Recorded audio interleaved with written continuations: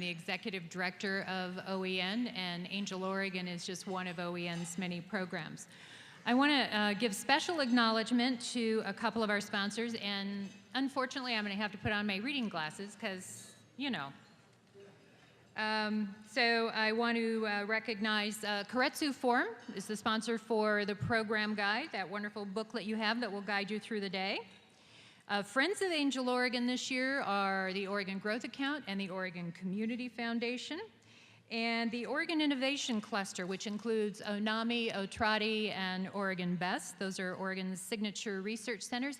And Meet the Startup, who's doing some filming today and will be interviewing some of the entrepreneurs that are here.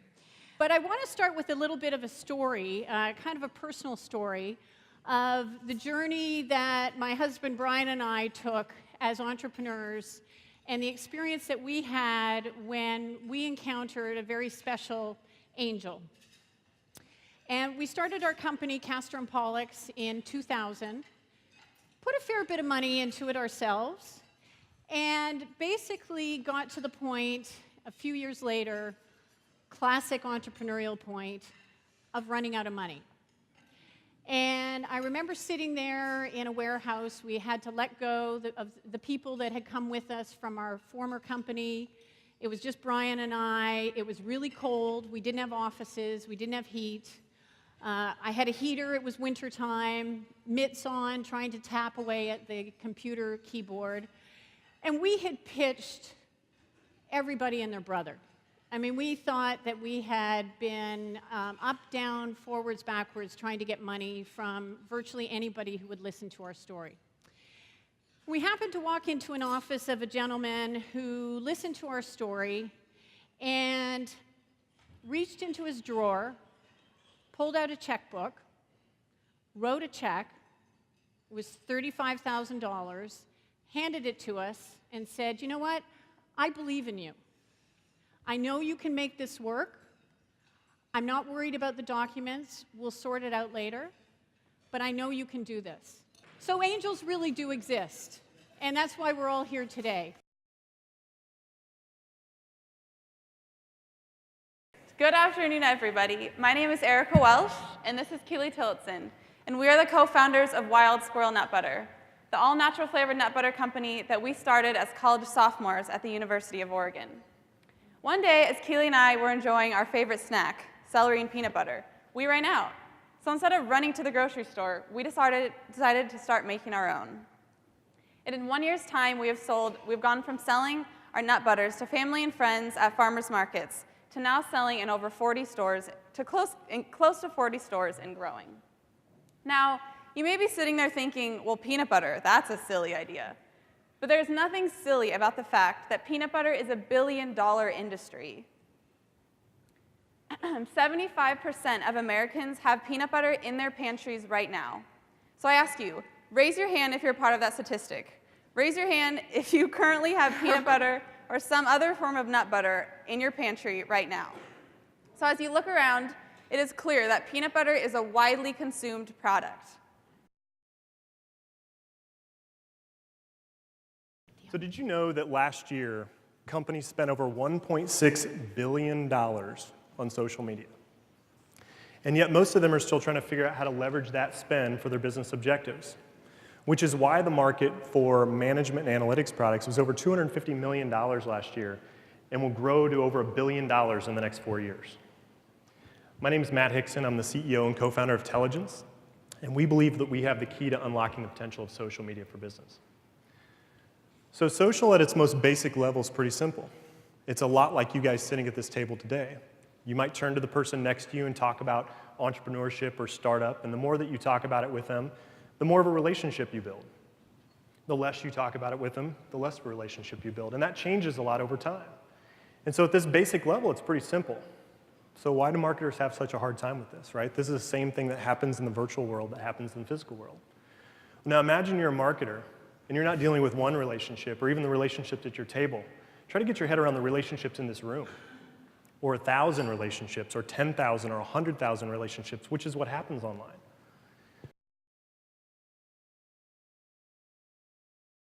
Consumers Consumers, both young and old, are making healthier choices for themselves and their families. Have you heard the term flexitarians? Someone who eats 3 or more meatless meals per week in order to be healthier? If you can relate, you're part of the 40% of consumers that are the driving force behind the meat alternative category, demanding better taste, texture, and healthy ingredients. I'm Marie, the owner and founder of Chez Gourmet from Marie in Wilsonville, where we craft a variety of healthy and delicious veggie burgers, sliders, and tots.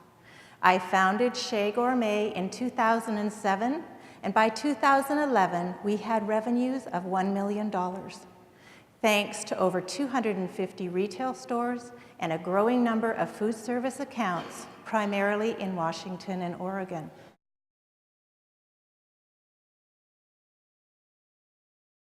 Hi, I'm Kevin Stone, CEO of Excalibur. Really happy to be here. Just want to thank Shelley, all of the Angel Oregon, as well as the OEN team for putting on this great conference and inviting us here.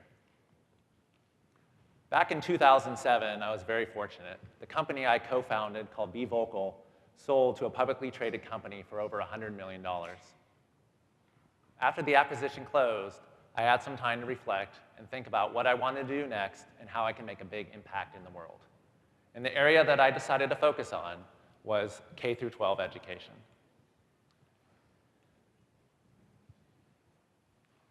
And as I looked into the space, I found that in the US, we're spending over $500 billion a year in the K-12 schools, but we're not getting the results. Compared to our global economic competitors, our schools rank 17th in math and 30th in reading.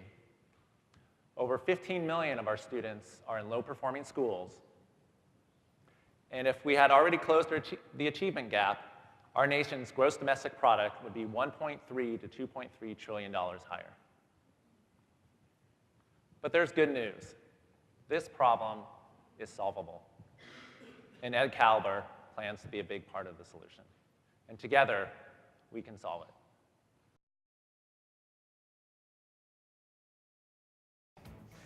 Hi, my name is Sam Pardue, and I'm the CEO and founder of IndoWindows. It's fantastic to be back here. I was here last year. Last year, I was telling you about a bunch of promises of all the things that we would do. And I'm really happy to be back to tell you about all the amazing things that we have done. So the IndoWindows story started out in my dining room. Oh, sorry. There we go. These are the windows in my dining room. Beautiful, divided light, single pane windows, but just when I walked up to them, I could feel the cold coming off of them, and I was so frustrated because there was no good solutions for me in the marketplace. Putting really expensive vinyl windows or replacement windows in there would have disfigured the home. Wood replacement windows would have just cost a fortune, and I still was going to lose the charm of all that beautiful rippling glass. So the solution we came up with is incredibly simple but effective. It's the IndoWindow. And you can see it there. It's actually very hard to see, which is one of the qualities about the product that our customers love. This is definitely a BSS company, simple on the outside. But an IndoWindow is comprised of a sheet of acrylic glazing that's edged with our patent-pending compression tube.